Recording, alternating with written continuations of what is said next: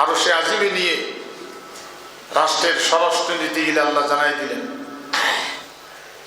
যেটা আমরা গতদিনে শুধু একটা আলোচনায় ছিলাম যে আল্লাহ ছাড়া কারো দাসত্ব করা যাবে না, কারো আইন মানা যাবে না।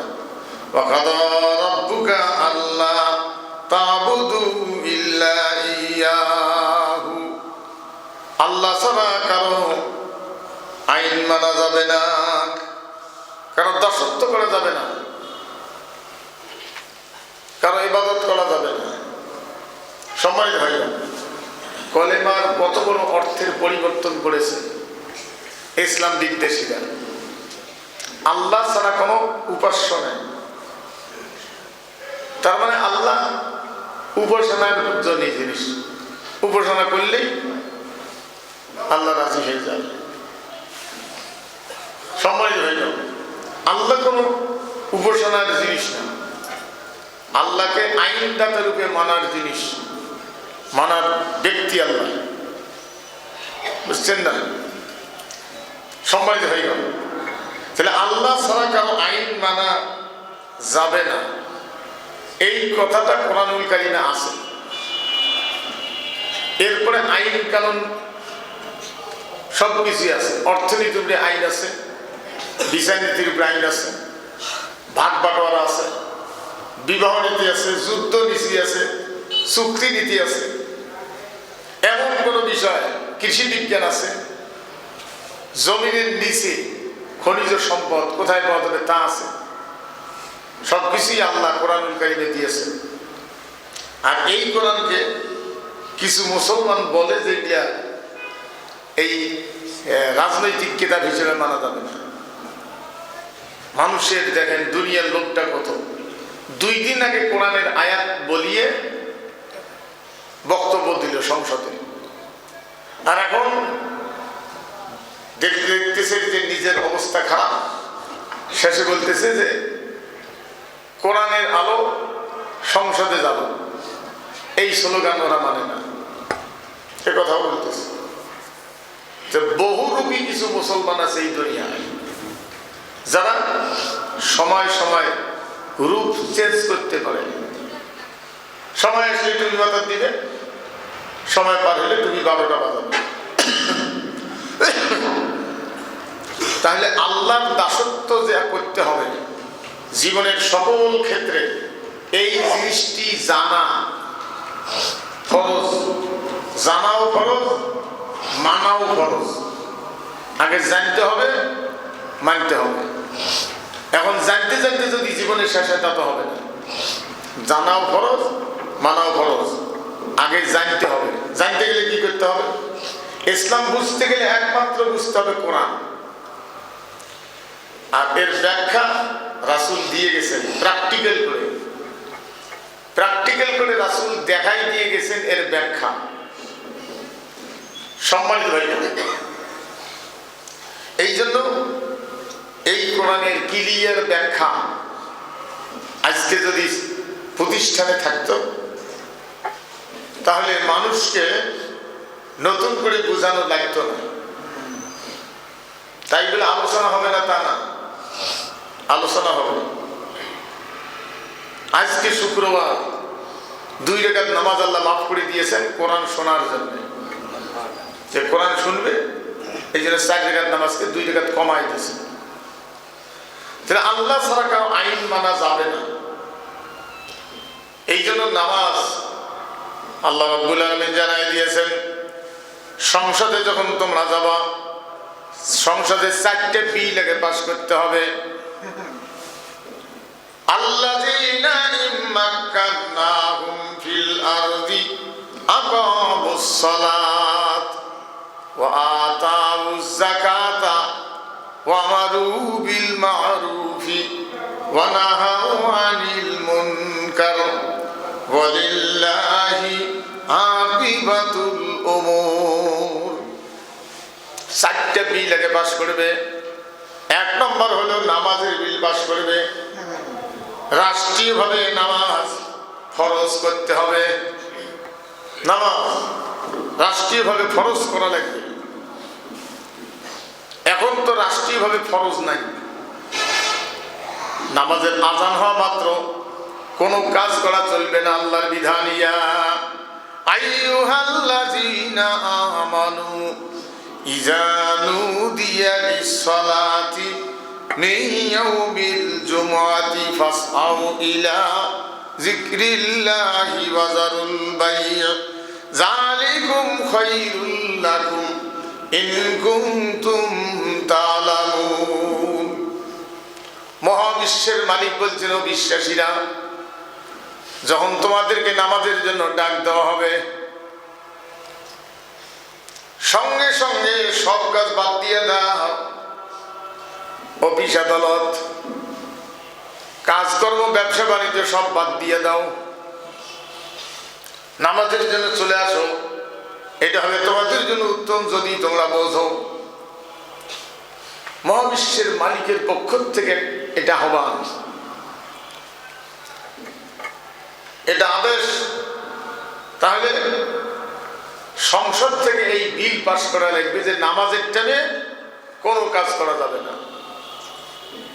আপনার দোকান আপনি খুলে রেখে আসবেন, এটা যদি হারায় রাষ্ট্র এর ব্যবস্থা নেবে, আপনাকে ক্ষতিপূরণ দিবে রাষ্ট্র। ইসলামী আইন কত সুবিধা, কিছুই করা লাগবে না, ক্যাশের মধ্যেও তালা দেওয়া লাগবে না। আপনি ওই অবস্থায় নামাজে দৌড় মারবেন, যেটার বাস্তবতা।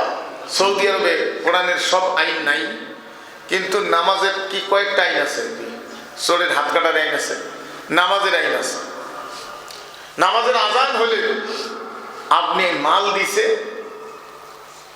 আপনি টাকা দিবেন, মাল নিছে টাকা দিবেন, এই অবস্থায় আজান শুরু হয়েছে, মাল হাতর থেকে নিয়ে রেখে দিয়ে দৌড় মারে। কাস্টমারকেও বলে না যে আমি মসজিদ দৌড়িতেছি, কারণ কাস্টমার বোঝে মানুষ দৌড়াবে। যারা ফুটপাতে ব্যবসা করে এরাও ওই অবস্থায় ছাড়িয়ে মারে দৌড় নামাজে। সম্মানিত ভাইরা, তাহলে নামাজ রাষ্ট্রীয়ভাবে আইন করতে হবে যে নামাজ, কারণ নামাজের আজান হওয়ার পরে নামাজ হওয়া পর্যন্ত এর মাঝখানের টাইম কেনা বেচা হারাম। সম্মানিত ভাইগণ, এই মাঝখানের টাইমে কেউ কিনবেও না, কেউ বেচবেও না। তাহলে আজান গোটা দেশে একযোগে হবে। আজানের টাইমটা রাষ্ট্রীয়ভাবে নির্ধারণ করা হবে, যেহেতু দিন ছোট বড় হয়। তারপরে নামাজের টাইম রাষ্ট্রীয়ভাবে নির্ধারণ করা হবে, কোনো পরিবর্তন হবে না, একসঙ্গে আজান হবে, একযোগে নামাজ হবে। এটা হলো আল্লাহর আইন। সম্মানিত ভাইগণ, এই বিষয়গুলি যদি কোনো ব্যক্তি না বোঝে, এই বিষয়টা যদি অন্তর দিয়ে না বোঝে, তাহলে সে ব্যক্তির দ্বারা এটা সম্ভব না। আর নামাজ মানুষকে এত বাধ্যবাধকতা কেন? নামাজ আল্লাহ পাক জানাই দিয়েছেন নামাজ কি উপকার করবে। ইন্নাস সালাতা তানহা আনিল ফাহশাই ওয়াল মুনকার ওয়া লাযিকরুল্লাহি আকবার। নিশ্চয়ই নামাজ মানুষকে ফাহিশা কাজ থেকে দূরে সরায় রাখে, অন্যায় কাজ থেকে। মানুষকে ভালো করার মাধ্যম নামাজ। তাই বলে সবাই নামাজ পড়লে চুরি হবে না তা না, চুরি হবে কিন্তু কমে যাবে। চোরের হাত কাটার আইন থাকতে হবে, এরপরে যদি কেউ চুরি করে। কিন্তু রাষ্ট্রকে তার আগে একটা ব্যবস্থা নিতে হবে, সেটা হলো চোরের হাত কাটার আইন যে দেশে আছে সেই দেশে কোনো বেকার মানুষ রাষ্ট্রকে রাখা যাবে না, প্রত্যেকের কর্ম দিতে হবে। সে কি করি খাবে, রাষ্ট্র তার ব্যবস্থা করবে, এটা রাষ্ট্রের ফরজ দায়িত্ব। একজন এমপি, একজন ওয়ার্ডের মেম্বার, একজন চেয়ারম্যান, উপজেলা চেয়ারম্যান, জেলা পরিষদের চেয়ারম্যান, মন্ত্রী, এমপি সবাই খুঁজবে তার এরিয়ার ভিতরে কোন মানুষটা বেকার আছে। এই বেকারত্ব দূর করে দিতে হবে, এটা তাদের ফরজ দায়িত্ব। এখন বেকারত্ব, সেই জন্য রাষ্ট্রে যায় যদি সংসদে কোরআন বসে তাহলে বেকারত্ব দূর করে দিবে, আর যদি কোরআন না বসে তাহলে বেকারত্ব আরো বাড়বে। আল্লাহ সেই কথা জানাই দিয়েছেন, আল্লাহু ওয়ালিয়ুল্লাযীনা আমানু ইউখরিজুহুম মিনাজ যুলুমাতি ইলান নূর। আল্লাহকে অভিভাবক রূপে যদি বিশ্বাস করা হয়, যদি বিশ্বাস করে, যারা বিশ্বাস করবে, আল্লাহ পাক বলছেন আমি আল্লাহ নিজ দায়িত্বে অশান্তির সমাজের মানুষগুলিকে শান্তির সমাজে বসবাস করার ব্যবস্থা করে দেই। অশান্তি তো বেকারত্ব একটা অশান্তি, মানুষের অভাব, অশান্তি। সম্মানিত ভাইগণ, ইসলাম ক্ষমতায় থাকলে একজন গরিব মানুষকে যাকাত দেওয়ার উপযুক্ত স্থানে নিয়ে যায়, আর ইসলাম ক্ষমতায় না থাকলে গরিব জীবনে গরিবেই থাকে, তাদের রক্ত চুষে বড় লোকেরা খায়, ধনাঢ্য ব্যক্তিরা খায়। কারণ ইসলাম ক্ষমতায় থাকলে যাকাত ভিত্তিক অর্থনীতি যখন চালু থাকবে, ওই যে নামাজের আইন পাস করবে, তারপরে যাকাত রাষ্ট্রীয়ভাবে যাকাতকে আদায় করবে, হিসাব করবে। কোনো মানুষ যদি রাষ্ট্রকে ফাঁকি দিয়ে টাকার মহব্বতে যদি কোনো সম্পদ গ্রহণ করে, তাহলে কিয়ামতের দিন সে আল্লাহর বিরোধী, মানে তার কোনো কর্ম আল্লাহ কবুল করবেন না। যাকাত আজকে তো কত লোক গ্রহণ করে, কত কৌশল করে, কোনটার যাকাত হবে কোনটার হবে না সেটাও ইসলাম ভাগ করে দিচ্ছে। সম্মানিত ভাই, মানে সংসার পরিচালনা করার পরে যে টাকা আপনার বাঁচবে, উদ্বৃত্ত যেটা, সেই টাকার থেকে শতকরা 2.5 টাকা আপনি গরিবকে দিয়ে দেবেন। 100 টাকার 2.5 টাকা সংসার পরিচালনার পর। এটা আপনার জন্য হারাম। এটা রাষ্ট্র তহবিল আদায় করবে, রাষ্ট্র কর্মচারী আদায় করবে, রাষ্ট্রের কর্মচারী এইখান থেকে বেতন পাবে। আর এই টাকা দিয়ে গরিব মানুষও 15 বছরের জন্য কাউকে হয়তো দোকান ধরে দিবে, কাউকে একটা গাড়ি কিনে দিবে চলায় খাওয়ার জন্য, যাতে করে ওই ব্যক্তি এই টাকা দিয়ে সে নিজেও কোনোদিন যাকাত দেওয়ার উপযুক্ত স্থানে পৌঁছে যায়। যাকাতের উপকারিতা। আর সুদ ভিত্তিক অর্থনীতি, আপনি 1 বছর বা 1 মাস পার হয়, আপনি সুদের টাকাতে দিতে পারলেন না, ওইটা সে আবার ক্যাশে জমা হয়, আবার ওখান থেকে সুদ শুরু হয়ে যায়, চক্রবৃদ্ধি হারে শুরু হয়ে যায়। তাইলে মুসলমান, বেশিরভাগ মুসলমান আজকে এটা জানে না। অধিকাংশ মুসলমানকে যাকাত ভিত্তিক অর্থনীতির কথা বললে এর ব্যাখ্যা তার কাছে নাই, অধিকাংশ মুসলমান জানে না। সুদের অর্থনীতির উপরে খুব পারদর্শী। সম্মানিত ভাই, এই জন্য সংসদের মধ্যে 1 নম্বর বিল পাস করবে নামাজ, তারপরে যাকাত। সম্মানিত ভাইগণ, এই জন্য আল্লাহ পাক বলছেন, আমাকে যদি কেউ অভিভাবক রূপে স্বীকার করে, আল্লাহকে অভিভাবক রূপে স্বীকার করা মানে আল্লাহর আইন মেনে নেওয়া। আপনি যার কথা মানেন তাকে আপনি অভিভাবক হিসেবে মানবেন। তাইলে আমরা কি আল্লাহকে অভিভাবক রূপে মানতেছি? অভিভাবক আমাদের দুনিয়ার মানব রচিত আইন যারা তৈরি করেছে, ওরা আমাদের অভিভাবক। আমরা মুশরিকের জায়গায় বসবাস করতেছি, কিন্তু একটা জায়গায় আল্লাহ আশা দিছে, একটা জায়গায় আল্লাহ আশা দিয়েছে। আল্লাহ বলছেন তারা মুমিন আল্লাযীনা আমানু ইউকাতিলুনা ফি সাবিলিল্লাহ। আল্লাহ পাক বলছেন এরা হলো মুমিন, যারা আল্লাহর রাস্তায় সংগ্রাম করে। এই লোকগুলো মুমিন। নামাজীদের ভিতরে এমন নামাজি আছে নামাজ পড়ার পরে আল্লাহর বিরুদ্ধে সংগ্রাম করে। হ্যাঁ, আল্লাহর দিন বাদ দিয়ে মানুষের আইনকে প্রতিষ্ঠিত করার পক্ষে দল করে, জিহাদ করে, মিছিল, মিটিং, জনসভা।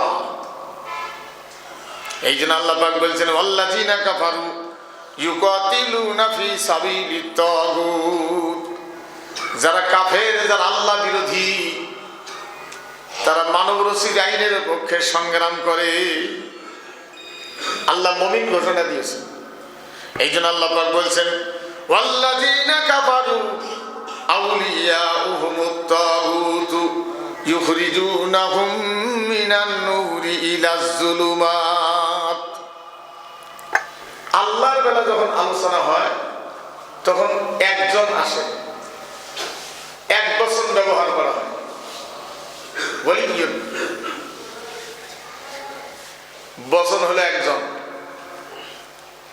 আর মানুষকে যারা বন্ধুরূপে গ্রহণ করে, এই ব্যাপারে আল্লাহ বহু বচন শব্দ কোরআন শরীফ আসছে, আউলিয়া। অলির বহু বচন হলো আউলিয়া। যারা মানব রচিত আইনের পার্টি করে তারা বন্ধু, তাদের মেলা, বহু অভিভাবক। হ্যাঁ, আল্লাহ পাক জানাই দিয়েছেন যারা আল্লাহকে বাদ দিয়া তাগুতকে স্বীকার করে, বহু অভিভাবককে তারা বন্ধুরূপে গ্রহণ করে। আল্লাহ বলছেন উলাইকা আসহাবুন নার। এদের স্থান হবে জাহান্নাম, কোনো ভেজাল নেই। এই কোরআন কেউ মরিজা মুন্সি দেখায় নিয়ে পড়ায়া বিয়ে জান্নাত হবে এই আশা করাটা সম্পূর্ণ ভুল। এটা নিজে পড়িয়ে আপনার সাথে কার বন্ধুত্ব আছে এই আয়াতটা বুঝিয়ে আপনি আপনার জীবন সোজা করে নেবেন দুনিয়ায়। এই জন্য নাজিল হয়েছে কোরআন। আজকে সেই কোরআন খুতবায় অনেক মসজিদে ঠিকমতো আলোচনা করতে দেয় না। তারা মসজিদ পর্যন্ত তাদের দখলে রেখেছে, আল্লাহর কথা বলতে দিবে না, আবার নামাজও পড়ে। কত মুক্তাদিরও আছে, তারা মসজিদ পর্যন্ত কোরআনকে আলোচনা বন্ধ করে দিয়েছে, যে কোরআন এগুলো হবে না আলোচনা। হাইরে দুনিয়া। সেই জন্য যে মসজিদে এই মৌলবীর জীবনী নিয়ে আলোচনা হয়, কোন মৌলবী কব্বর গিয়ে মুড়িদ পানি ফুকি দিছে, ওরে হুজুরের কাছে গেছে, কব্বর থেকে বলে হাত বার করি মুড়িদের সাথে মোসাফা করছে। এগুলো তো ওয়াজ হতে আছে। কত সুন্দর ওয়াজ। কার মাথাত বলে পাখি বলে পায়খানা করে দিছে, আমি বলে এরকম চোখ দিয়ে জোর করে দিয়ে রাগের ঠেলায় দেখছে। এর চোখে এত পাওয়া, পাখি বলে পোড়া যায় করছে। এই ওয়াজটা আমিও শুনছি, ছোটবেলায় শুনছি। পাখি বলে পোড়া যায় করছে, দিয়ে চোখের এত পাওয়া। আচ্ছা, এই চোখে যদি পাখি পোড়া যায় থাকে, তাহলে যে ফাইটার বিমান বম্বিং করবে চলে আসে, এইখানে কোনো মৌলবি যদি চোখ গড়তে দেখতে, তো বিমান পোড়া যেত, পড়ার কথা ছিল। ওগুলো তো পড়ে না। তারপরে এই লোক বলে কোথায় যায়, জোহরের নামাজ পড়ে না, কোন নামাজের ওয়াক্তে একটা বাড়ি ডাক দিছে, ছোট একটা বাড়ি। কে আছেন? বাড়ির কোনো আওয়াজ নেই। আমার পানি দিয়ে উজু করবো, নামাজ পড়বো, কোনো আওয়াজ নেই। অনেকক্ষণ পরে এক মহিলা বলে বাইরে হয়েছে। বাইরে হ্যাঁ, এই মহিলার সাথে ওই লোকটা রাগ হয়েছে, ওই মৌলবি। হ্যাঁ, আমি কতক্ষণ দিয়ে পানি চাই, আমার পানি দেওয়া হয় না, আমি নামাজ পড়বো, চোখ গোটাইছি। তো ওই মহিলা বলছে, মৌলবি চোখ গোটে লাভ নাই, এটা কোনো পাখি মারার ঘটনা নয়। এই ওয়াজটা এত সুন্দর করে করছিল, আমি তখন কেবল আমি যদি আমারও শুনিয়ে আমি আশ্চর্য, বাপরে বাপ, এত বড় পাওয়ার ইয়ার আল্লাহ দিছে। এজন্য জিগলে কোরআনেও নাই, হাদিসেও নাই। আইরে দুনিয়া। আরেকদিন একটা ওয়াজ ফেসবুকে শুনছিলাম যে কোন লোক বলে গিয়ে দেখে এক বাড়িতে পানি চাইছে, পানি নেই, ভিতরে ঢুকি দেখে মহিলা নামাজ পড়তেছে আর মক্কা মদিনা দুই পাশে খাড়া হয়ে আছে। এগুলো হলো ওয়াজ। সেই বক্তা নিয়ে এসছে হেলিকপ্টার দিয়ে 3,80,000 টাকা দিয়ে এই কথাগুলো শোনার জন্য। তো বক্তা টাকা নিয়ে পরে একা পেলেন যাচ্ছে, টাকাটা বাঁচি গেছে, কইছে বলে আবহাওয়া খারাপ ওই জন্য পেলেন আনো নাই, হেলিকপ্টার আনেনি, আবহাওয়া বলে খারাপ। হাইরে দুনিয়া, এই নোংরা ওয়াজ শোনার জন্য বর্তমান বাংলাদেশে এগুলোর হিড়ে হিড়ি চলছে। কোরআনের কথা নাই। তাহলে মানুষের তৈরি করা আইনকে যারা মানে এদের অভিভাবক হলো আউলিয়া বহু, এদের স্থান হলো জাহান্নাম। উলাইকা আসহাবুন নার, স্থান হবে জাহান্নাম। তাহলে ওইটা আমি ওই রাস্তায় পড়িয়েছি নাকি আমাকে সেই আয়াতটা পড়িয়ে নিজকে বুঝতে হবে আগে। হুম ফিহা খালিদুন, হুম ফিহা খালিদুন। মানব রশিদ আদর্শের অনুসারী যারা, এদের বন্ধু বেলা, এদের স্থান জাহান্নাম, কোনদিন বাইর করা হবে হবে না। সম্মানিত হয় না, কত মিথ্যা কথা শুনবেন। দীর্ঘদিন পর্যন্ত ইসলামিক ব্যাংক বলে মৌলবাদীর টাকা, জিএমবির টাকা, সন্ত্রাসীদের টাকা বলে ইউবিআই, এটা বলে সহায়তা করে। ইসলামী আইন অর্থাৎ কোরআনী আইন বাস্তবায়ন করার পক্ষে ইবনে সিনা, ইসলামী ব্যাংক, ইবনে সিনা যেটা চিকিৎসালয়, এটা সবচেয়ে বেশি অর্থদাতা ছিল মীর কাসেম আলী। আল্লাহ তার অনেক সম্পদ দিয়েছেন এবং মেধাও দিয়েছিল। সেই লোকটা তো অন্যায় ভাবে মারা হল। তারপরে তার ছেলেকে কত দিন আয়না ঘরে রাখছিল, হদিস নাই। ওরা বলছিল ইসলামী ব্যাংক বলে টাকা উঠবে, মৌলবি ঘরে এই মারামারি বোমাবাজি করার টাকা উঠবে। শেষ পর্যন্ত নিজেরা আসিয়া কমিটি হইল, হ্যাঁ ওটা তো পাইলে না। শেষ পর্যন্ত ব্যাংকের 12:30 বাজাইছিল। সেই ব্যাংক যখন উদ্ধার করলো, যারা যারা এটা প্রতিষ্ঠিত করেছে, তারা যখন উদ্ধার করেছে, দুনিয়ার স্বার্থর লোভীরা এরা যদি কয় বলে ব্যাংক বলে দখল করছে। কথাটা বুঝছেন কি? ও সম্মানিত ভাইগণ, এগুলো কেমনে মুসলমান হয়? সেই জন্য এরপরে জানাজায় যাবেন, খুব হিসাব নিকাশ করে যাবেন। 10 করে আল্লাহ পাক বলছেন যে ওদের জানাজায় যাবেন না। রাসূলকে বলা মানে কি? আপনাকেও, আপনিও যাবেন না। রাসূলকে বলা হয়েছে তাদের কবরের পাশে দাঁড়াবেন না। 10 নম্বর পারা সূরা তাওবা। আপনি তাদের জন্য দোয়া করবেন না। রাসূলকে যে আদেশ করা হয়েছে সেটা মানে আমাদেরকে নয়, কিন্তু আমার ব্যাপারে সেটা নয়। তার কারণটা আমি কই, ইমামতি করি, যাই মরি যাক, জানাজার ডাকাইলে যাওয়া লাগবে, আর না গেলে তো ফির বিপদ। সেই জন্য আমরা গেলে আমাদেরও নিয়ত করতে হবে, আল্লাহ ইমামতি করি, জানাজা না করলে ভেজাল আছে, পরিস্থিতি শিকার, আল্লাহু আকবার, দোয়া বলা যাবে না। সম্মানিত হইবেন, কি বিপদ। তাই বলে এটা ফতোয়া দিয়ে গেলাম তা না, মানে কথাটা বললেন যে পরিস্থিতির শিকার হয়ে যায়। তাহলে আল্লাহ ছাড়া কারো আইন মানা যাবে না।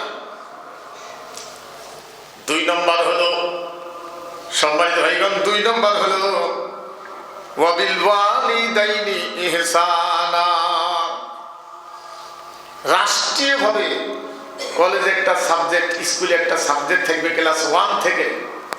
মা বাবার দাসত্ব কারে কয়? ছোট ছোট মেধা, কথাও ছোট, আস্তে আস্তে উপরে উঠবে, কথাও বড়, দায়িত্ব বড়। যে কার পেটে তুমি ছিলা, তুমি হিসাব করে দেখো। তোমাকে প্রসব করেছে, হয় স্বাভাবিকভাবে হয়েছে, না হলে সিজারে হয়েছে। আবার পায়খানা পেশাব সাফ করেছে, দুধ পান করেছে। তোমার ছোট্টবেলায় যদি এটা না করতো, তোমার কুদরত ছিল না তুমি বাঁচার। একটা বাচ্চাকে বড় করা বাবা মার জন্য কি কষ্ট।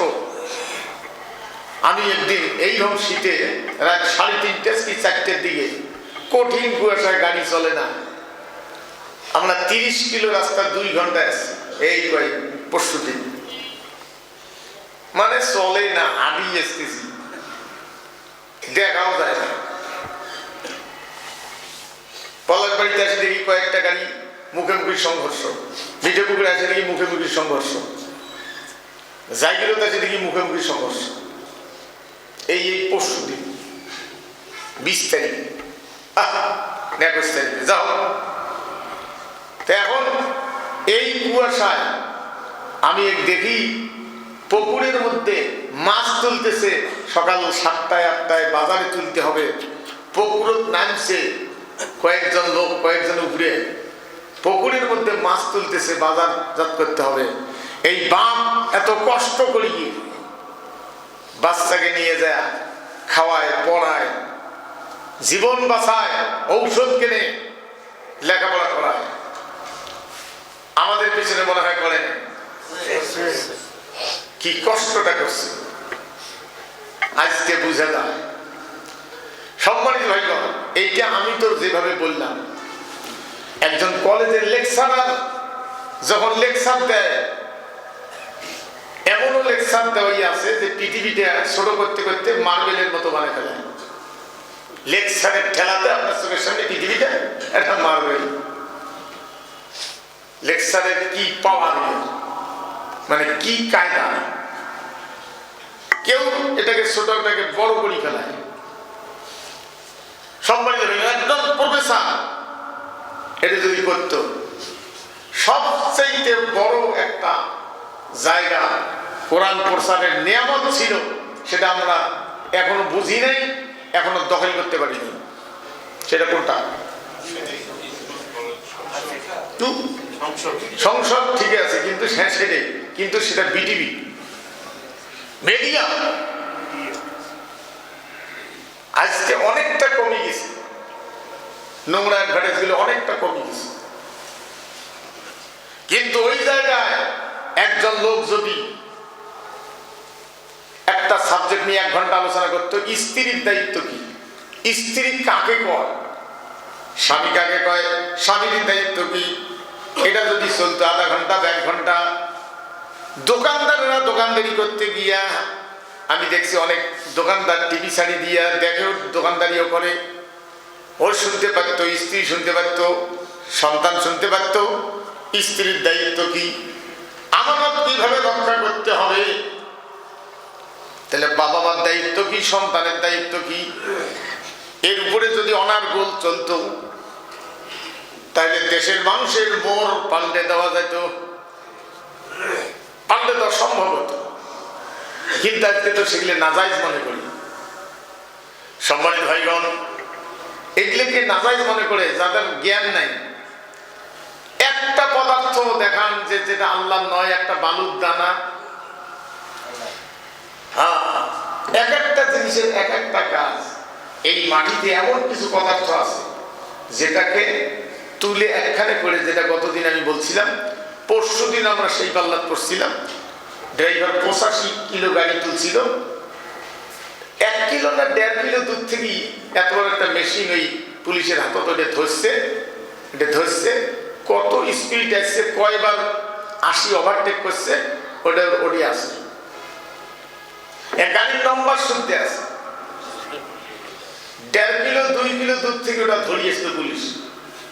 ড্রাইভার বলছে যে দেখেন আপনি 2 বার 3 বার 82, কোনোবার 85, কোনোবার 80, আপনি ওভারটেক করছেন, স্পিড বেশি করছেন, আইন লঙ্ঘন করছেন, ওভার স্পিড। তাহলে এই যে জিনিসকোনা দিয়ে এটা বানাইছে, সেটি পদার্থ কোনা যে না আছে, এটাও তো মাটিতে আছে। এখানে একটা কুড়ি কুড়ি কুড়ি কুড়ি কুড়ি কুড়িয়ে একসাথে করিয়ে ওখানে বানাইছে। আর আমার মতো বলবি ওগুলো নাই, ওগুলো জগৎ নাই, ওগুলো পাইলে আমরা কুলুপ করি। আমি তো চিনি না, আমার ঝগড়া লেগেছে মিলাদ খাড়া করবো না বসে করবো।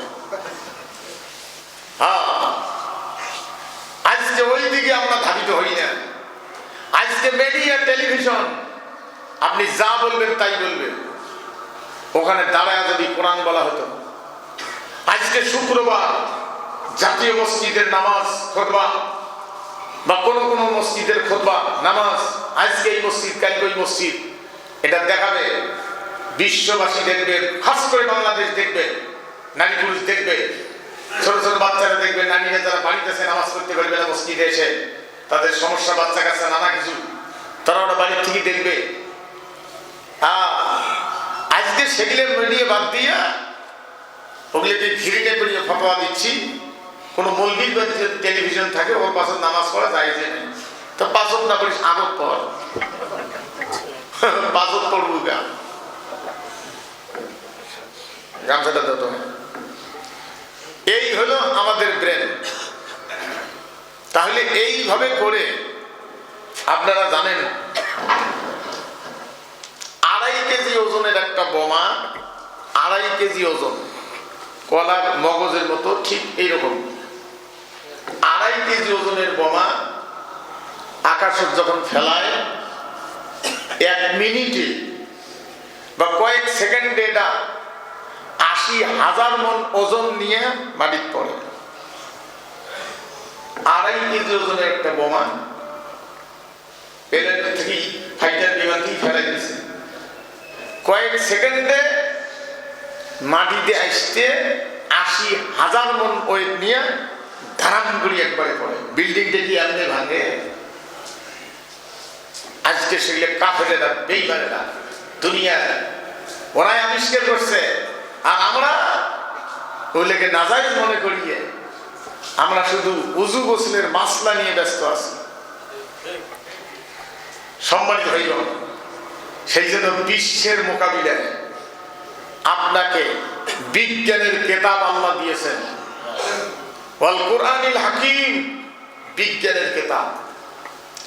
এই কেতাব দিয়ে অনুভব করতে হবে মায়ের দায়িত্ব কি, বাবার দায়িত্ব কি। আপনি যখন পড়ছিলেন, স্কুল যাবেন, আপনি 5 টাকার কম যাবেন না, 1 টাকার কম যাবেন না, টাকা দিতেই হবে, রাখিয়ে আসতে হবে। বাড়ি এসে খাবার না পেলে আপনি কত জল ঢেলে ফেলে দিবেন। তবু আপনার মা, আমার মা, বাচ্চাকে শান্ত করার চেষ্টা করেছে।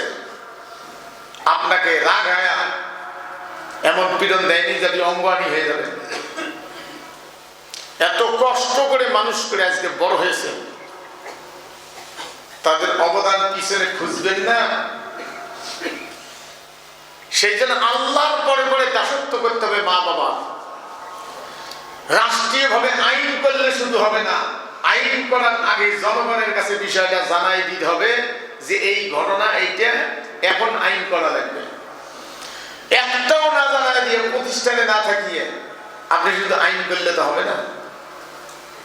এখন বাচ্চা কাচ্চার ব্যাপারে এগুলো না থাকিয়ে, বাচ্চা কাচ্চারা যখন মদ গাঞ্জা জুয়ে ব্যস্ত হয়ে যায়, তখন এরা পথ খোঁজে যে বাচ্চারা আমাদের কথা শুনে না কেন। সম্মানিত ভাইগণ, ভালো করে বুঝে না। এই জন্য বাবা মার দায়িত্ব কি? মানুষ 2 সময় দুর্বল থাকে, একটা হলো ছোট্ট অবস্থায়, আর একটা হলো বার্ধক্য আসার সময়। বার্ধক্য যখন আঘাত করে, শরীরের বুদ্ধি থাকে কিন্তু শক্তি থাকে না। কর্ম করার শক্তি থাকে না, ভালো কথা ভালো লাগে না।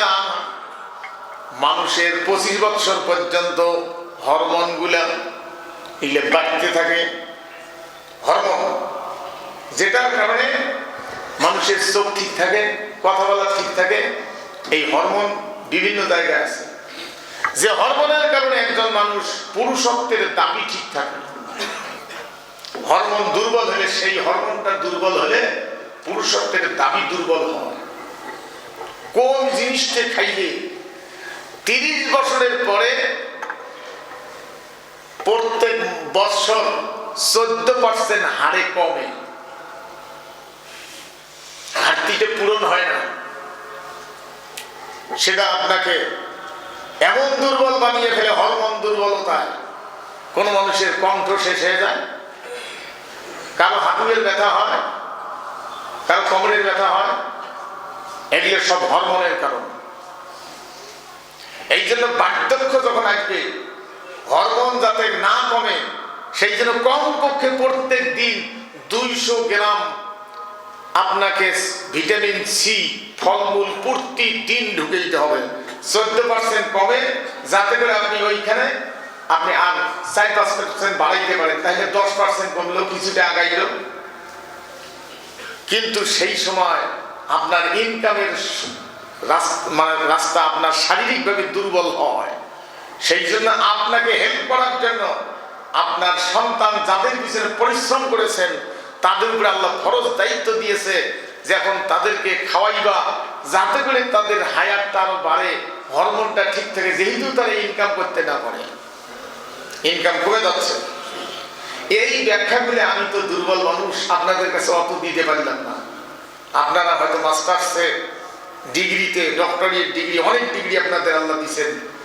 এতে যদি আপনাদের মতো লোক বা প্রফেসর যদি একটা সাবজেক্টের উপরে লেকচার দিত, তাইলে ওই যুবক ছেলেদের ব্রেন তৈরি হতো, জীবনেও বাপ মা ফেলত না। তারপরে হাদিসে আছে, বাবা মা যদি কোনো সন্তানের উপরে অসন্তুষ্ট থাকে, শরীয়ত সম্মত কারণ হওয়া চাই, সেই সন্তানের কোনো কর্ম আল্লাহ কবুল করবেন না। সন্তানের উপরে শরীয়ত সম্মত কারণ, শরীয়ত অসম্মত কারণ কিছু আছে। যেমন একজন লোক, মহিলা বলছিল, একজন সাহাবী ইসলাম কবুল করার পরে বলছিল, উত্তপ্ত রৌদ্রে বালুর উপরে দাঁড়িয়েছে মরুভূমিতে, যদি ইসলাম পরিত্যাগ না করো, অনশন ধর্মঘট করলাম, মরে যাব, তবু বাড়ি ফেরবো না। ওই সাহাবী রাসূলের কাছে গিয়ে বললেন, নবীজি, আমার মা আমি ইসলাম কবুল করার কারণে অনশন ধর্মঘট করছে, আমি কি করতে পারি? আল্লাহ রাসূল বলছেন, তাকে বুঝাও। কোনো করার নাই, রাগ করার বুদ্ধি নাই, তাকে বুঝায়া বাড়িতে নিয়ে আসো, রাগ করার কোনো বুদ্ধি নাই।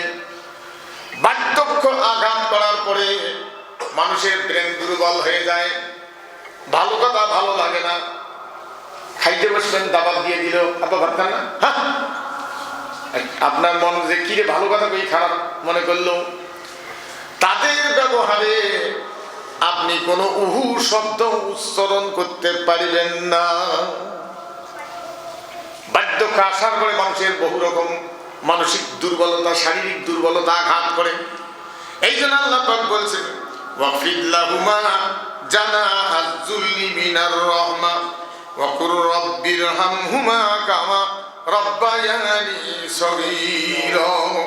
তার আগে আল্লাহ পাক বলছেন, ওয়াবিল ওয়ালিদাইনি ইহসানা ইম্মা ইয়াবলুগান্না ইনদাকাল কিবারা আহাদুহুমা আও কিলাহুমা ফালা তাকুল লাহুমা উফফিন ওয়া লা তানহারহুমা ওয়া কুল লাহুমা কাওলান কারীমা। পিতামাতার প্রতি সদ্ব্যবহার করবে, তাদের একজন অথবা দুইজন তোমার জীবদ্দশায় যদি বার্ধক্য আসাতে যদি তোমার কাছে তারা পৌঁছে যায়, তুমি তাদের সাথে ধমক দিও না। তাদেরকে ধমক দেওয়া যাবে না। তাদের সঙ্গে সুন্দর ভাষায় কথা বলতে হবে। ওয়াকুল লাহুমা কাওলান কারীমা। সুন্দর ভাষায় কথা বলতে হবে। এই শিক্ষা রাষ্ট্রীয়ভাবে না দিয়ে, সিলেবাসে না রাখিয়ে আমার মতো মৌলবি নিয়ে যায় বৎসরে একদিন বসে দিয়ে হুজুর বাপমার খেদমতের উপরে নামাজ করেন, আমার একদিনের ওয়াজরি কাজ হয়। বুড়ে বুড়ে আসে কানের গরত করে হুজুর বাপমার জন্য নামাজ করেন, তার মানে উইয়ের ব্যাঠা খালি মারে মনে হয়। মনে মনে কম যে সিলেবাস পড়াইছিস তো সব সিলেবাস তো তাই, ওখানে যাওয়াটা ফরজ মনে করে না, নামাজের চাইতেও বেশি ফরজ, তাই বলে নামাজ বাদ দিবেন তা বলি নেই। নামাজের চাইতেও বেশি ফরজ সংসদে গিয়ে শিক্ষা ব্যবস্থা সিলেবাসের জায়গা দখল করে তারপরে সিলেবাস তৈরি করে দেওয়া, যে সিলেবাসে পড়িয়ে বাবা মার আনুগত্য করবে, সমাজের মানুষকে সম্মান করা শিখবে, হারাম বর্জন করা শিখবে, হালাল পথে চলবে, সেরকম সিলেবাস ওখানে তৈরি করে দিয়ে জাতির রাস্তা তৈরি করে দিয়ে বাচ্চাদেরকে সোনার ছেলে হিসেবে গড়াইতে হবে। কিন্তু সেই জায়গা না গিয়ে মৌলবি পাগড়ি ধরি বসছি যে পাগড়ি দিয়ে তবা করে জীবনের গোনা মাফ করে দেই। কত প্রকার বুদ্ধি বাড়ি পেয়েছে মৌলবি। এক এক মৌলবি তার বাড়িতে, সেদিন শুনলাম এই বৃহত্তর রংপুরের পাশে বর্তমান ময়মনসিংহ বিভাগ, একজন মৌলবির বাড়ির লোক অনেক জমা হয়, 5-7 দিন পর্যন্ত ওয়াজ হয়, 700-800 গরু জবাই করা হয়।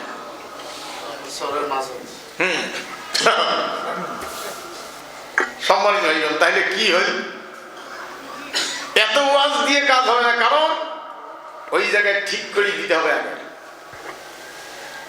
40 জন প্যাসেঞ্জার গাড়ি চড়ছে যাবে দিনাজপুর, আর ড্রাইভার গাড়ি নিয়ে যাচ্ছে বগুড়ের দিকে।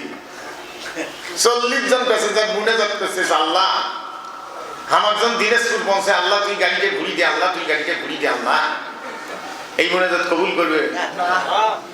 এই গাড়িকে দিনাজপুরের দিকে নিয়ে যেতে গেলে ড্রাইভারকে সরাই দিয়া স্টিয়ারিং আপনাকে ধরতে হবে, ধরিয়ে গাড়িকে দিনাজপুরের দিকে নিয়ে যেতে হবে, তাইলে আপনি পৌঁছবেন। সেগুলো না দিয়ে বামদের হাতত দিয়ে মসজিদে দোয়া করি, আল্লাহ আমরা যখন দিনাজপুর যাই। এখন ওই ড্রাইভারের যে শাড়ি দিবেন, আপনার যদি ড্রাইভারি জানা না থাকে আপনি চলাইবেন কেমন করি? 40 জন লোক যায় মালিকের কাছে বাস ক্যান্সার বগুড়ে যাইবে, তো মালিক চাবি দিছে, ওরা না নাই কে কাইও চলবার পায় না।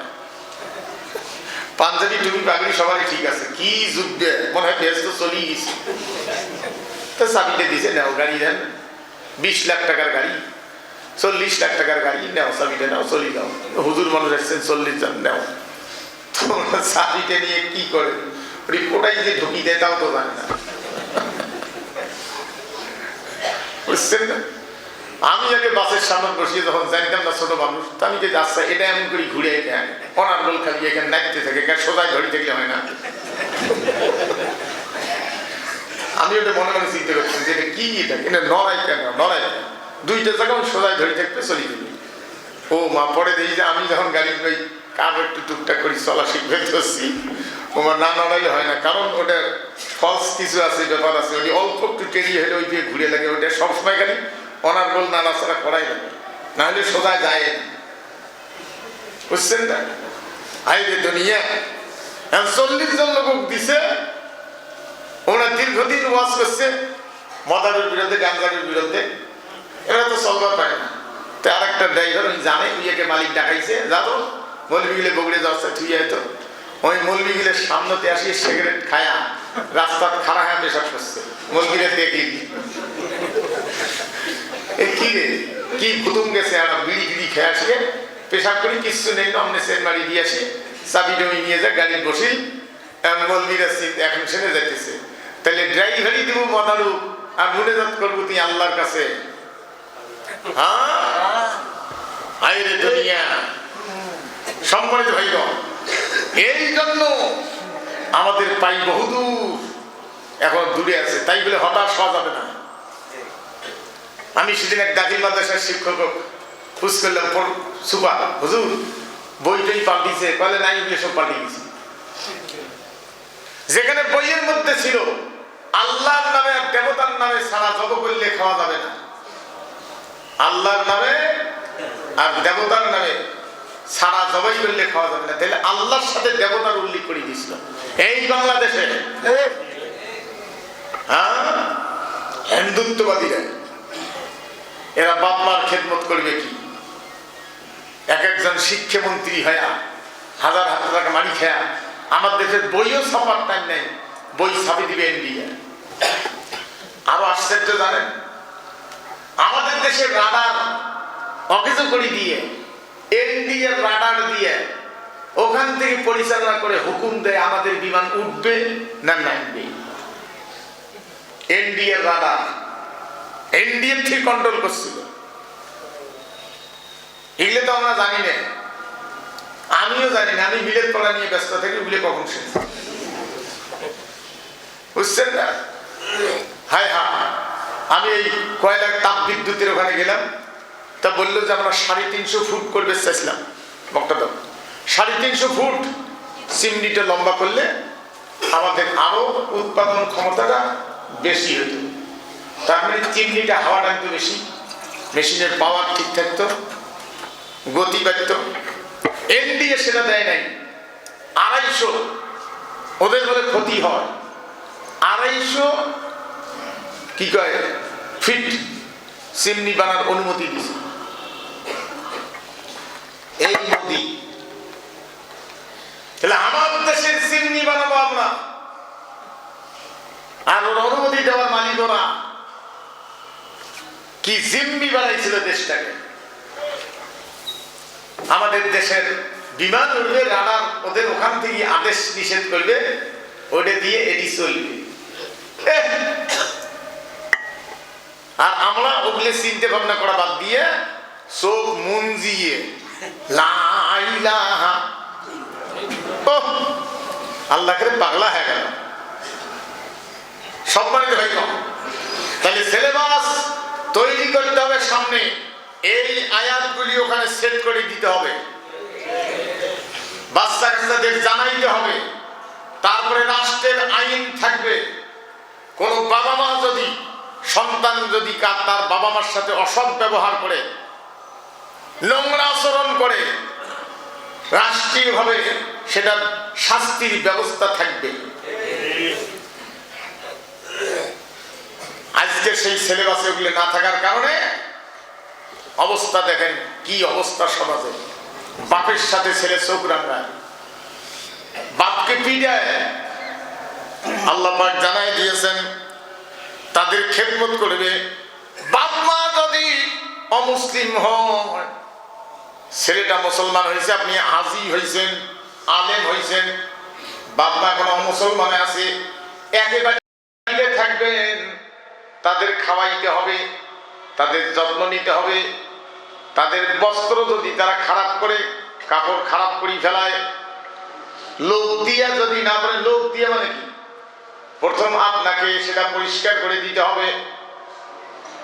কারণ আপনার বাপ আপনার মা ছোটবেলায় যেমন আপনার পায়খানা সাফ করেছে, বার্ধক্য আসার পরে যদি কাপড় খারাপ করে, ধর্ম যদি অন্য ধর্মের হয়, তারপরে আপনি হাজি, আপনি মৌলবি, আপনার ওই যে অমুসলিম বাবা মা কাপড় পরিষ্কার করে দেওয়া, তাদেরকে আবার শুকনো কাপড়ে শোয়ানো আপনার উপরে ফরজ দায়িত্ব। যদি না করেন আর বাবা যদি অসন্তুষ্ট থাকে অমুসলিম বাবা মা, তাহলে আপনার কোনো কর্ম, নামাজ, কালাম, রোজা আল্লাহ কবুল করবেন না।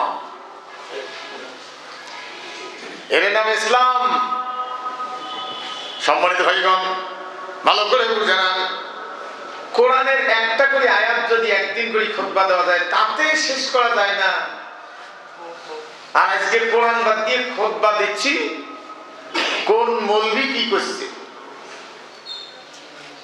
হ্যাঁ, আজগুবি কেসটা কাহিনী দিয়ে। সেই জন্য যে মসজিদে কোরআন বাদ দিয়ে কেসটা কাহিনী দিয়ে খুতবা হয়, ওই মসজিদে জুমার নামাজ পড়বেন না। তাই বলে আমার এখানে আসতে হবে তাও বলিনি আমি। গোটা দেশে কোরআনের স্পষ্ট খুতবা দিতে হবে। আর কোন ইমাম যদি স্পষ্ট খুতবা দেওয়ার কারণে কোন মুসল্লি দ্বারা যদি অসম্মানজনক কোনো আচরণ হয়, কোনো মুক্তাদি করে, বাকি মুক্তাদিরা ওকে থাপড়ে দাঁত ফেলে দিবেন। কিন্তু সেটা না করিয়ে ইমাম যখন পিড়ে বা অসম্মানজনক আচরণ করে, বাকি মুক্তাদি মুকুট নাট বল্টু টাইট দিয়ে বেড়ে যায়, বা ইমাম গেলে পাওয়া যাবে সুই সুই করে বেড়ে যায়। এইভাবে কত ইমাম ইমামতি করতে গিয়ে জেল খাটলো।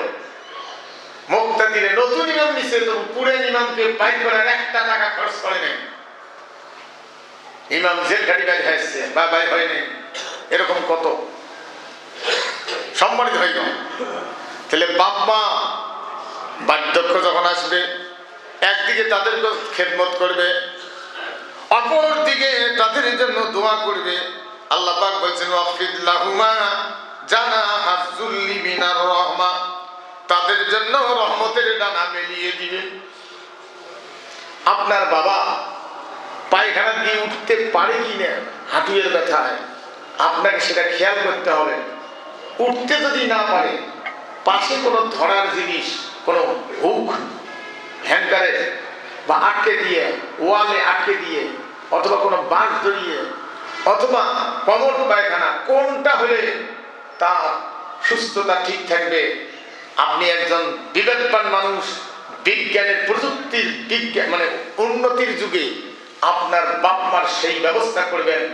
বুড়িতি বয়স এই জানে পায়খানা করতে গিয়ে ঠান্ডা পানি দিয়ে যদি সুসু করে পানি ব্যবহার করে কি কষ্টটা হয়, সেই জন্য তাকে উষ্ণ পানি, বিজ্ঞানের যুগে আপনাকে আল্লাহ সম্পদ দিয়েছে, সম্পদ কি কম করে ধরে যাবেন?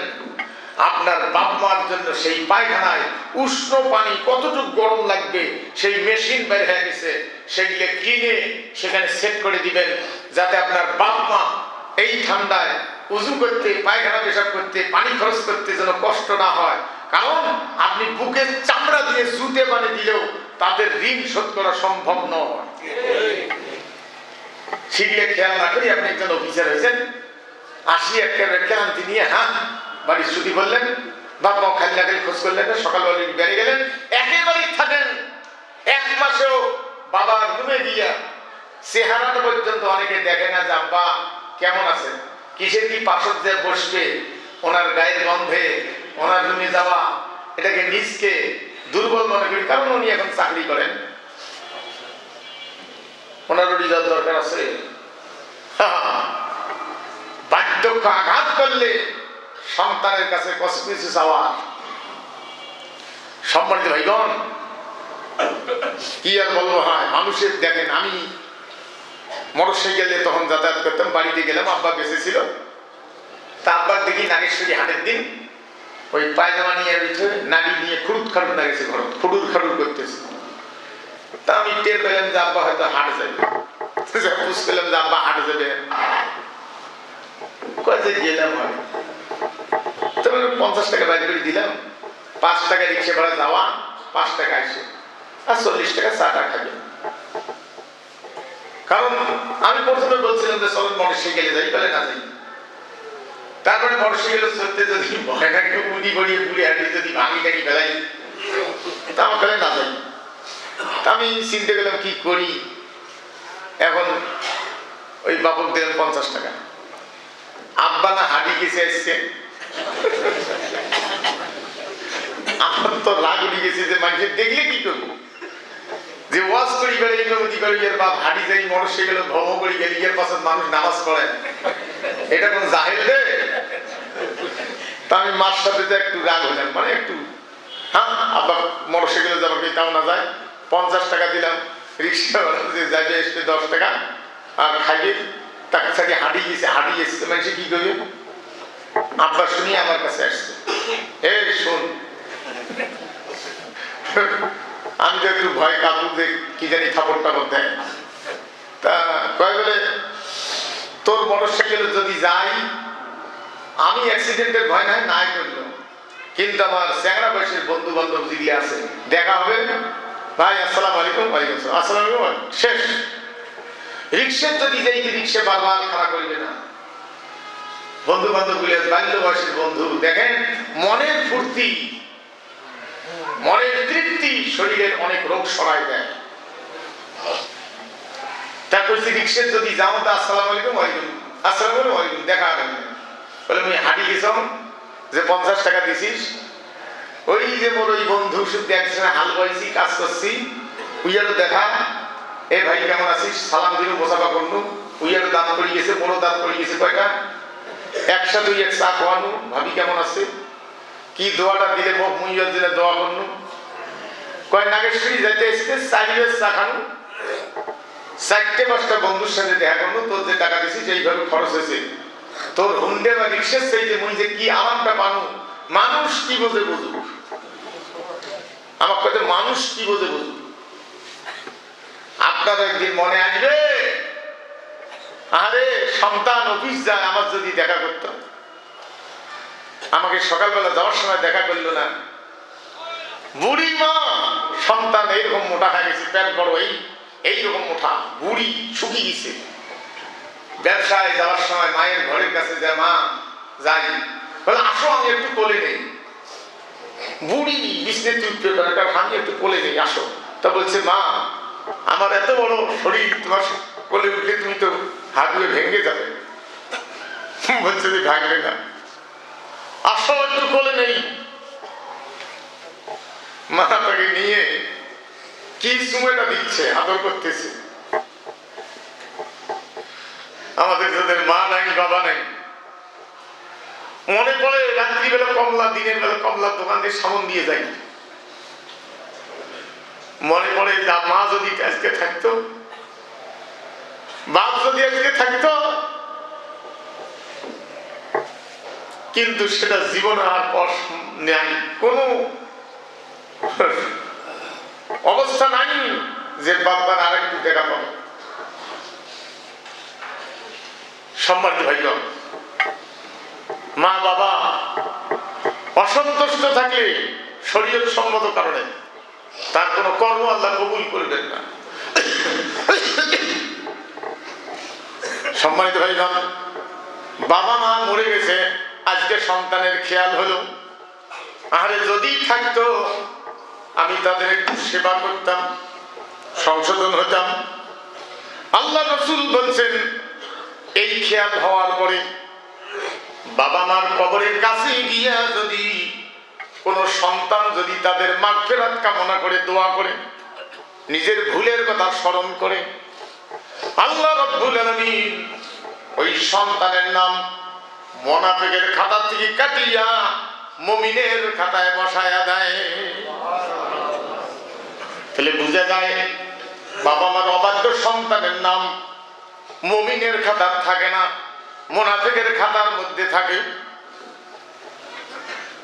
সম্মানিত ভাইগণ, কি আর বলবো, হ্যাঁ আজকে যাদের বাপ মা আছে, এই যে রমজানের ঈদ আসবে, কোরবানির ঈদ আসবে, বাজারে টাজারে মানুষ লুঙ্গি কিনে, কাপড় কিনে আনি দেখায়, হুজুর এটা বাপ মার জন্য কিনলাম, মায়ের জন্য কিনলাম, কেমন হলো?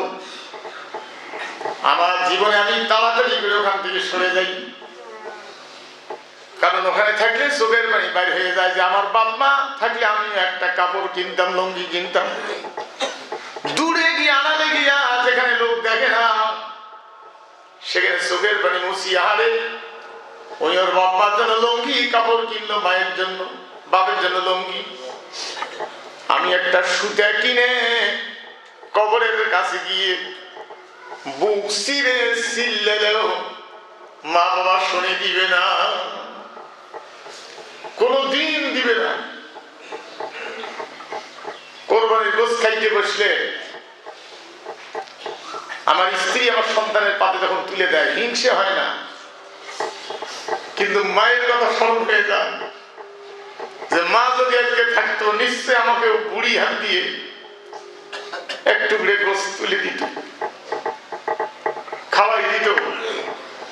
বিশ্বাস করুন, বাড়ি জন্মবাড়ি তো নাগেশ্বরী কুড়ি গেলাম, মোবাইল বাইর হওয়ার পরে মা তো বলতে পারে না, তখন 7 টাকা মিনিট। মা বলছে আব্দুর রশিদ কবে আসবা? আটা রেডি করছি, পিঠে খাবো, শীতের পিঠা, তোমার জন্য আটা রেডি করছি। বলছি যে মা যাবো। মা চলে যাওয়ার পরে আটা রেডি করে পিঠে খাবে, এই খবরটা মসজিদে দাঁড়িয়ে আছি, আর কেউ এই কথাটা আজও বলেনি। সেই বাপ মা কি জিনিস! আজকে যদি এটা আপনি আজকে ডাক্তার হয়েছেন, ইঞ্জিনিয়ার হয়েছেন, চাকরি করেন, আপনার পিছনে কার অবদান! এই বিষয়গুলি যদি আজকে রাষ্ট্রীয়ভাবে কলেজ ভার্সিটিতে থাকতো, আজকে সেটা নাই। শিক্ষামন্ত্রী এগুলো শয়তানের মন্ত্রী, ওরা ইসলাম তো জানেই না।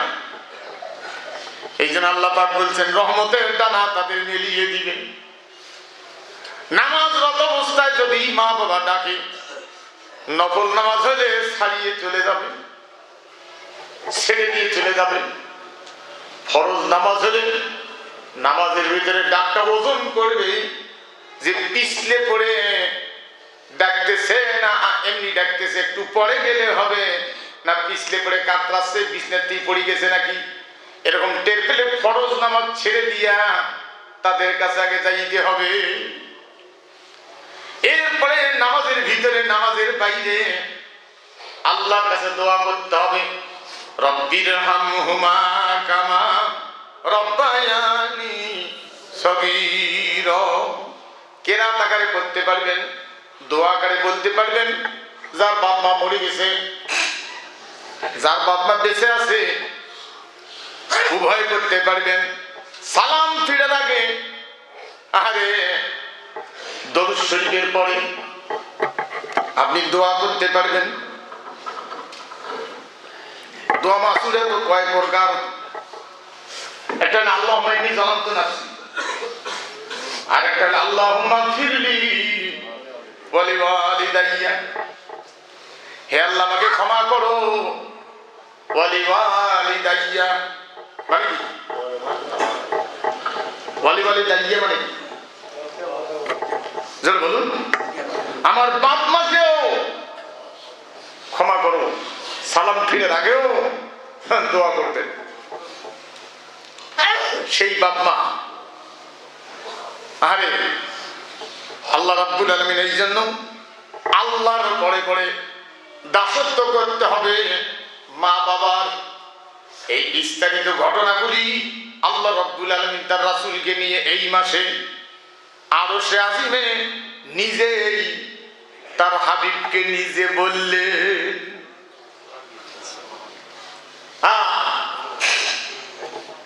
সম্মানিত ভাইগণ, আরে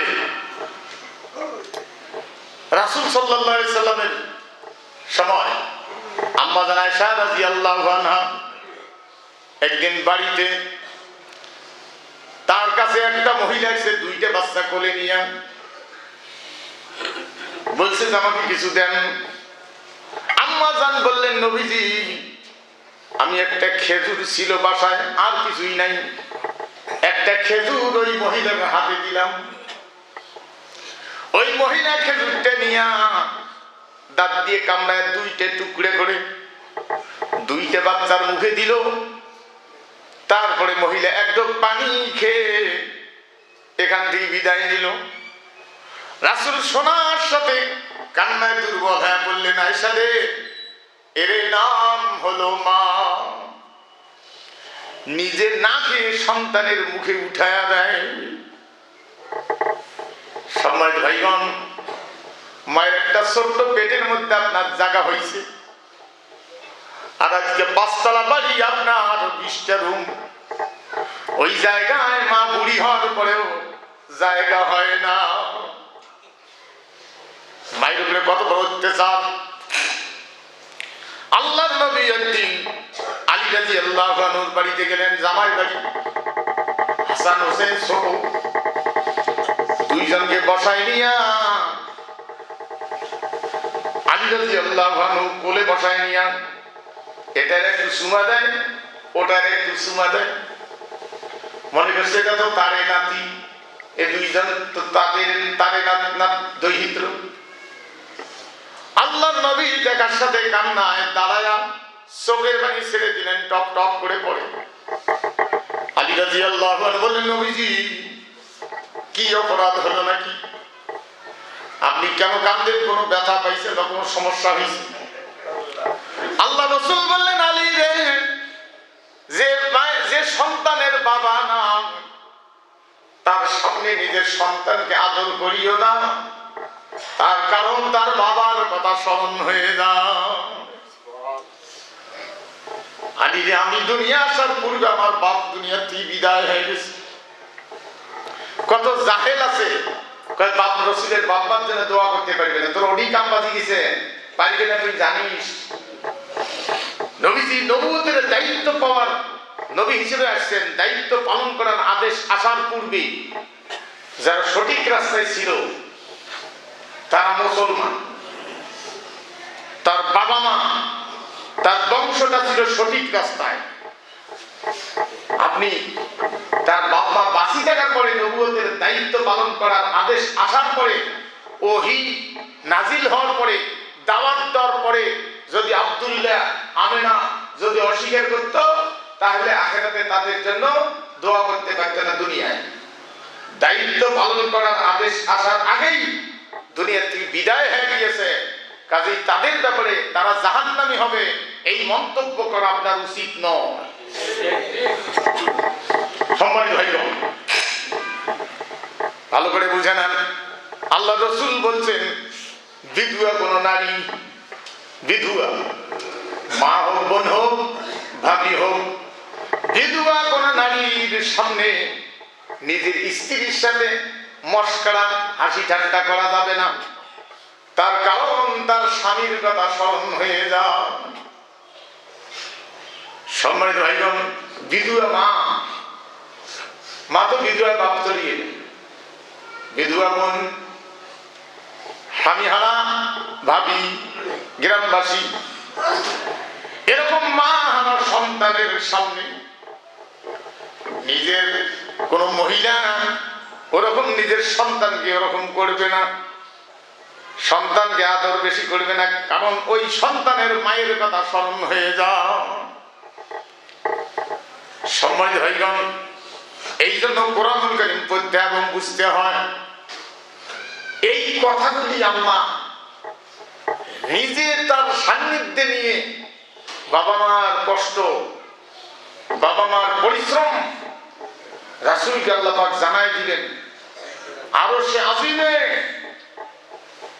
সম্মানিত ভাইগণ, এই জন্য বাপ মার নামে প্রতি মাসে 100 না হলেও 50, 500 যার যার সামর্থ্য আছে তাদের নামে দান করবেন। বলা যায় না এমন কোন ঋণ হয়তো রেখে গেছে যেটা আপনি জানেন না, হয়তো এই দানটা দিয়ে তার ঋণ কিয়ামতে পরিশোধ হবে। বাপ মা যদি কোন ঋণ রেখে যায় জানা সত্ত্বে পরিশোধ করতে হবে, না মাপ নিতে হবে। কিন্তু একটা জিনিস, আপনি মরে যাওয়ার পরে দুনিয়া জুড়ে মাপ চাইলেও মাপ হবে না। যদি মানব রশিদ আইনের পাডি করি মরি যান, এইটা সেরেক করি মরি গেলেন, মুশরিক হয়ে মরলেন, আপনার ব্যাপারে গোটা দুনিয়া দোয়া করলেও মুশরিকের জায়গা থেকে আপনাকে সরাইতে পারবে না। এই জন্য মুশরিক হয়ে যেন না মরি, মুসলমান হয়ে যেন মরি। আজকে এই হলার পুকুর আমি এসা নামাজ পড়ি উঠবো, এই যে দামুদেরপুর হলা পুকুর, আর এসা আমার পরে অধ্যাপক নুরুল আমিন পীরগঞ্জ উনি আসবেন। আপনাদের দাওয়াত থাকলে সুযোগ থাকলে আসবেন। ওয়া আখিরু দাওয়ানা আলহামদুলিল্লাহি রাব্বিল আলামিন।